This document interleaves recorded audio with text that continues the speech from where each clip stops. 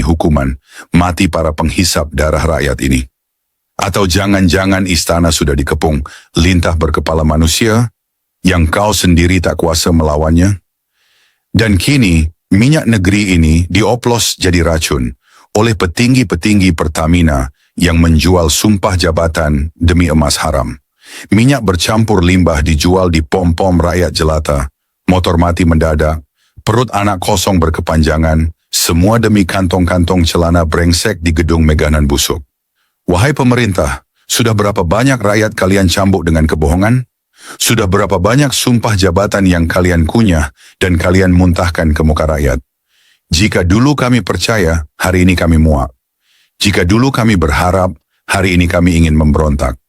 Koruptor-koruptor babi ini tidak cukup sekadar dijebloskan ke penjara mewah, mereka harus digiring ke pengadilan rakyat, diseret di jalanan, dirampas seluruh hartanya, bahkan harta yang pernah mereka berikan kepada anak istri, kerabat, dan selir-selir mereka.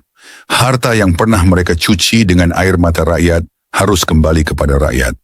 Wahai pemerintah, ambil semua tanah, rumah, mobil, bahkan jam tangan dan pakaian dalam mereka, lelang di tengah lapangan, dan hasilnya bagikan kepada rakyat yang selama ini mengisi tangki dengan BBM racun buatan mereka.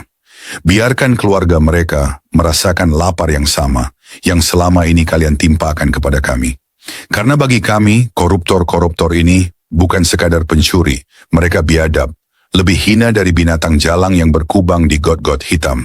Mereka pembunuh perlahan, membunuh mimpi, membunuh harapan, membunuh masa depan anak-anak kami, semua demi perut mereka yang tak pernah kenyang. 100 hari pemerintahan baru, tapi kami belum melihat satupun koruptor ditembak mati.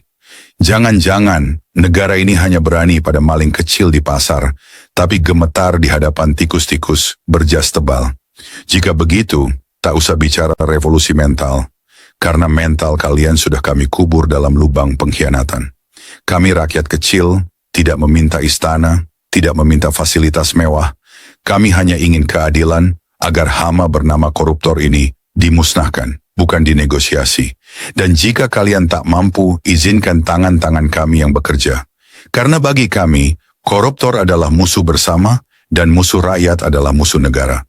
Ingat, 100 hari bukan waktu pendek dan kesabaran kami bukan sungai tanpa tepi.